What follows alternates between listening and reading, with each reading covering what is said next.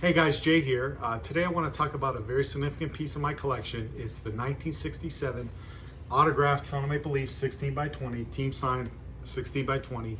Anybody from Toronto will tell you 1967 is a very significant year. That's the last year the Toronto Maple Leafs won the Stanley Cup. This photo here I worked on for several years. It started off, I attended a sporting goods store that had, this is probably late 2000s, they had 5 players from the team in, plus the 16 by 20, I believe it was $60. And they had Johnny Bower, Bobby Bond, Red Kelly, Ron Ellis, and Alan Stanley in. So you got the 5 autographs of the players, plus the photo, which for $60 is a great deal. I spent many years after that putting it together, finishing off the signatures. So I have all the signatures of the players, less the 2 deceased players on the team being Tim Horton and Terry Sawchuk.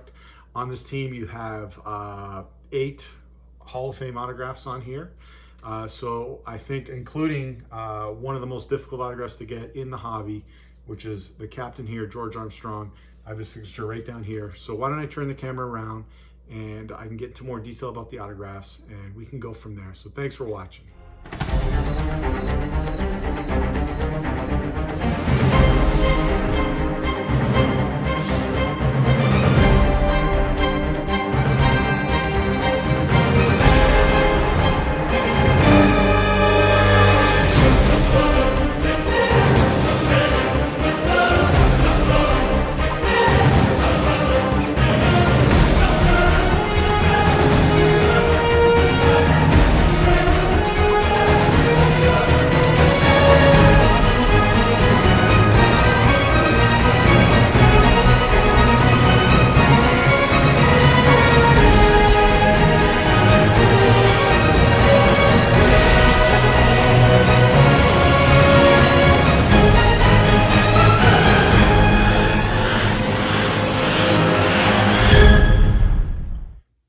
Okay, let's take a closer look at the picture. I guess the easiest thing to do would be to first show off the original 5 signatures. So as I stated earlier, it was $60 for this entire 16 by 20. They had the 5 guys showing up to do the signing. So you got the 16 by 20, the 5 player autographs in person at the signing for $60. Steal of a deal by today's standards. That would be unheard of. So at the signing, there was Johnny Bower. You can see the signature here, Hall of Famer, now deceased Johnny Bower. You had Ron Ellis, not a Hall of Famer, but a long, great career, currently works for the Hockey Hall of Fame. Hall of Famer, now deceased Red Kelly was at the signing. You had Bobby Bond right there. And last you had Alan Stanley, Hall of Famer, now deceased Alan Stanley. So actually at the signing, Alan Stanley did not show up to the signing. The promoter announced while we were in line that he was in a car accident on the way to the signing and they'd have to reschedule. So I believe they rescheduled it for a week or 2 later. I went back and they honored it. So we added the Alan Stanley autograph. The additional signatures I then got into, so I had the 5. I love a good project. I love tracking down players and especially team signed photos, and team signed items is my favorite thing to collect. It's kind of like a puzzle and you're kind of, adding signatures and it kind of tells a story and you can, kind of see all these autographs on it. And I added Frank Mahovlich at a show. I believe it was $25 for the autograph. He's a okay guy. He is about, he'll sign for free here and there, but he's more, you pay him at a show kind of thing. So $25, Frank Mahovlich, sit down signing. Then I added Marcel Provenot, Hall of Famer, now deceased. This was at Peter's Barbershop in Toronto. They bring in a lot of Leaf players over the years. This was a big signature I added on here. This is Dave Keelan, greatest Leaf of all time. You can see him in the picture. Until recently, the last few years, he's been around, a lot more, but there was a stretch of decades where he wanted nothing to do with the Leafs. You would never see him in town. He lives in Florida. He did come up here, and I believe it was 07 for his first appearance on the ice with this team. They were reuniting the team for, I believe it was 40 years at the time. And he did show up for that. I waited, hours and hours for him, and finally got him. He was on his way to the arena, pulled the thing out, he signed it. I was thrilled. At the time, it was like just about, impossible to kind of have him on there.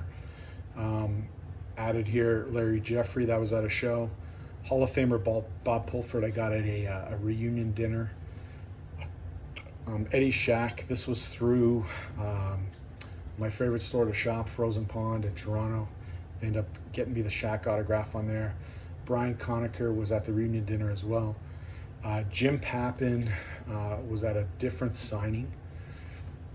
Then you see Pete Stemikowski here. This was at a signing as well at a store, a memorabilia store. Mike Walton at a signing. Andre Erickson, I believe he played just a few games in the, he's now deceased, he played just a few games in the playoffs, if I recall. Ended up getting him. He was living in California, but he came in for the reunion dinner. And then last there, Larry Hillman was also at a show. But the most significant, most important autograph on this piece is the George Armstrong, the captain here, George Armstrong, the signature right there. Anybody in this hobby will tell you George Armstrong is one of the most difficult autographs to get in the hobby. He's just not into autographs. He doesn't do appearances. You know, he's much older now. The story I always heard, and as legend has it, and just, you know, don't quote me, but the story I heard was he did a signing, I believe in the early 90s, for a native charity. He's a native Canadian, so he signed a bunch of pictures for the charity, and let's say they were selling them for, you know, $10 a photo or something like that. There was a retail store in the city that bought out all the George Armstrong autographed photos from the charity, you know, for $10 a pop, let's say. Then they took those photos and they put them for sale in the store for like $20 a photo, just saying. And anyways, apparently he came in the store and he saw the photos and he demanded they be taken down and not sold. And the owner said basically, no, that's not happening. You know, we purchased these photos in good faith on the secondary market, and, you know, we can do what we want with them now. So it soured him kind of on the hobby, from what I heard. And I mean, you don't see him anywhere. So you'll never see him at a card show. He doesn't do his mail. If you see him in person, it's almost always no. And as I said, he's much older now. So anyways, the story kind of behind it is kind of autograph fate. But basically what happened was I was at work one day and I was just in the mailroom getting something, and I overhear one of my coworkers talking to another coworker behind me, and he goes, "I play hockey Monday night with George Armstrong's son." So I turned around and I said to my coworker, his name was Rick, I was like, "You know, George Armstrong from the Leafs?" And he said, "Yeah." And I said, "Oh, you're not going to believe this. I have this picture." At the time, you know, the picture was completely signed. I just had it kind of sitting on the floor in a sleeve. I didn't want to, I liked it. I thought about framing it, but, you know, I knew missing the captain was, you know, I needed the captain's autograph on there. So I was kind of at a standstill with it.